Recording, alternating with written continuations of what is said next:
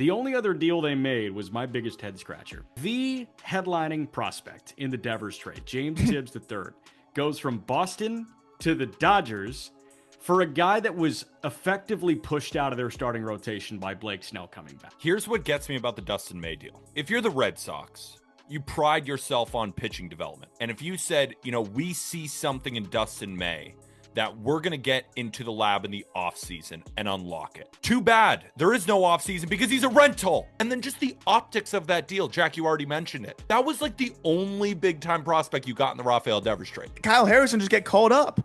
Instead, they'd rather trade the prospect they got in that deal for a guy that I don't think would be that much better than Kyle Harrison if you brought him up right now. It wasn't just Tibbs. They threw in Zach Earhart on top of that. Earhart, he's been pretty darn good in Double-A, giving you a little bit of speed, a little bit of pop. He's got an 801 OPS, the guy that good swing decisions, like high probability big leaguer. Now, the good thing about the Red Sox is since the deadline, they've been hot, right? They overtook the Yankees, so they're playing good baseball right now, which is great.